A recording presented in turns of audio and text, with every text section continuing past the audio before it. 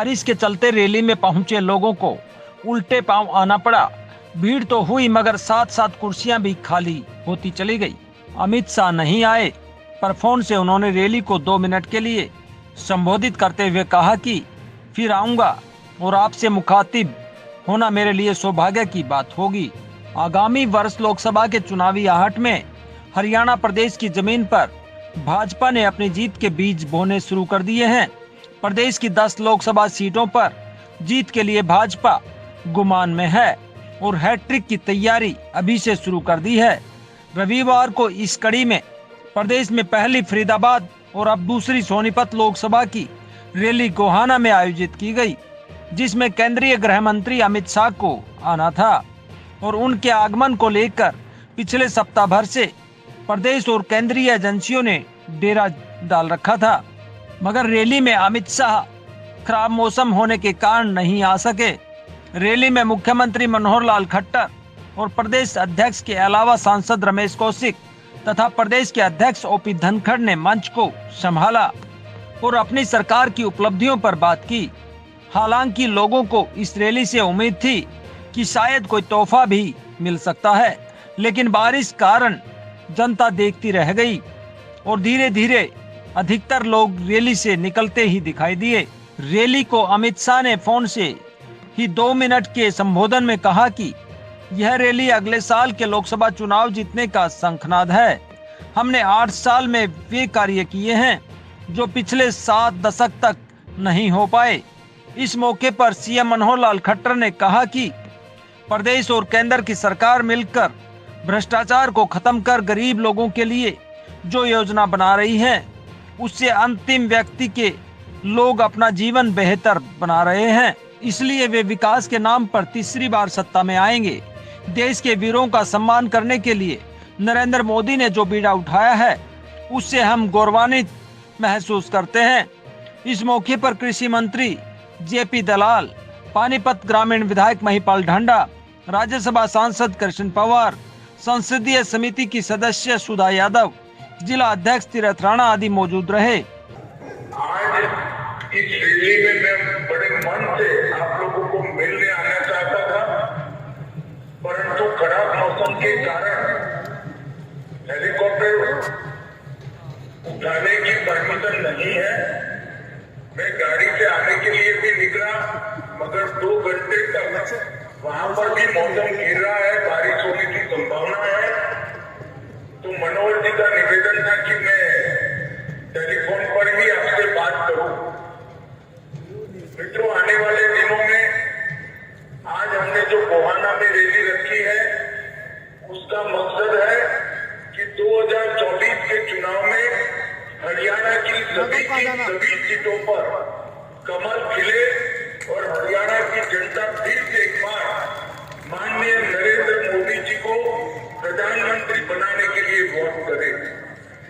विगत 8 सालों में हरियाणा में विकास इतना हुआ है जिसके आप सभी साथी, हर क्षेत्र में भ्रष्टाचार कम हुआ, कानून और व्यवस्था की परिस्थिति ठीक हुई, जातिवाद समाप्त हुआ है और हरियाणा के अंदर 8 साल में हुआ है। ना नौकरियों के लिए करप्शन है, ना ठेकों के लिए करप्शन है और पढ़े लिखे सरपंच अब हरियाणा को आगे बढ़ा रहे हैं। भाइयों बहनों, आज मैं आ नहीं पाया हूँ, मगर नजदीक के भविष्य में ही मैं गोहाना आकर आपको जरूर मिलूंगा और हम सब मिलकर फिर से एक बार नरेंद्र मोदी जी को प्रधानमंत्री बनाने के लिए पुरुषार्थ करेंगे। हरियाणा की हर सीट, हर लोकसभा सीट पर भारतीय जनता पार्टी का कमल खिलेगा, उसका मुझे विश्वास है। मैं फिर से एक बार आप सभी की क्षमा प्रार्थना कर मेरी बात को समाप्त करता हूँ। वंदे मातरम, भारत माता की जय। रैली को कामयाब बनाने के लिए तमाम कार्यकर्ता ढोल नगाड़ों के साथ रैली स्थल तक जुलूस की शक्ल में पहुंचे और अपने अपने दावे किए। रैली को लेकर उत्साहित जिला अध्यक्ष तीरथ राणा पानीपत रोड से रैली स्थल तक ढोल नगाड़ों और भगवा ड्रेस वाले हजारों युवाओं संग पहुंचे, जिसके चलते एक बार तो जाम की स्थिति भी बन गई। बिल्कुल भाई साहब तेजवीर जी, कई हजार की संख्या में आप देखो पीछे से कितना लंबा पिछले चौक तक कार्यकर्ताओं का जुम और रैली स्थल पर भी पहुंच रही है। तो मैं सब साथियों का धन्यवाद करता हूँ, आपने इतना प्रेम दिखाया और अमित शाह जी आ रहे हैं, उनके स्वागत के लिए आप इतने उम्र के इतने उत्साह के साथ जय श्री राम के नारे के साथ आ रहे हैं। मैं सबका बहुत बहुत धन्यवाद करता हूँ। क्या लगता है आपको वहाँ पर इतनी भारी संख्या में तो आप कार्यकर्ता लेके जा रहे हो, कहीं बैठने की खड़े होने की जगह मिल जाएगी? हम तो खड़े हों, बैठो जगह मिले तो बैठेंगे, ना तो खड़े रहेंगे भाई साहब, बारिश में भी खड़े रहेंगे। ये कार्यकर्ता की वानर सेना है मेरी। आपका हमेशा से एक यही नारा रहा है, जय श्री राम जय श्री राम। बिल्कुल भाई साहब, जय श्री राम ही मेरे लिए सब कुछ है। जय श्री राम के नारे से ही लेके चले। नप की चेयरपर्सन रजनी विरमाणी अपने जेठ गुलशन विरमाणी और पति इंद्रजीत विरमाणी संग भारी संख्या में महिलाओं और कार्यकर्ताओं संग चौधरी देवीलाल स्टेडियम से रैली स्थल तक बीन बाजे के साथ पहुंची। इसके अलावा पूर्व वाइस चेयरपर्सन राजेश देवी अपने दोनों बेटे मोनू और विजय पांचाल संग अपने समर्थकों संग रैली तक गई। बहुत सौभाग्य का दिन है हमारा, जो कि हमारे वार्ड से घर घर से एक आदमी अमित शाह जी के हमारे दर्शन करने आया। निश्चित तौर पर भाजपा की सरकार 2024 में बनेगी पूर्ण बहुमत से। आज ही गुहाने के अंदर जो अमित शाह जी के वार्ड दर्शन हो रहे हैं, सबसे पहले बहुत खुशी का दिन है गुहाने वासियों की, क्योंकि मैंने अपने वार्ड के सारे एक एक आदमी को घर घर से निकाला है इस रैली के लिए, ताकि आज हमारा सौभाग्य का दिन, बहुत खुशी का दिन है और कहना चाहती हूँ कि ये रैली सफल रहे।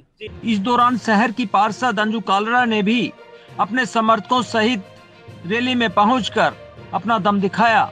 बहुत ही हर्ष का दिन है, बहुत ही खुशी का दिन है कि हमारे गृह मंत्री अमित शाह जी यहाँ गोहाना की पावन भूमि पर पधारे हैं। तो हम उनका हार्दिक अभिनंदन करने के लिए सारी बहनें, पूरा जनसमूह जैसा कि आप देख रहे हैं, उनका स्वागत करने के लिए उमड़े हैं। हम सब सख्त और मजबूत और विशाल पार्टी है हमारी, और इसको और मजबूत करने के लिए हम भारी संख्या में लेडीज इकट्ठा होकर यहाँ पर। वहीं वरिष्ठ भाजपा नेता राजकुमार श्यामड़ी व अन्य भाजपा कार्यकर्ता अपने समर्थकों सहित जय श्री राम के नारे लगाते हुए पहुंचे। वहीं पानीपत से वरिष्ठ भाजपा नेता गजेंद्र सलूजा व पूर्व मंत्री कृष्णा गहलावत ने कहा कि अमित शाह का आना ही हमारे लिए सौभाग्य की बात है और तीसरी बार सरकार बनना भी तय है। जबरदस्त ठंड और भारी बारिश के बाद भी लोगों का आप ये देख रहे हैं कितना जन समर्थन मिल रहा है। माननीय अमित शाह जी आज यहाँ गोहाना में आ रहे हैं, वो एक रैली को संबोधित करेंगे।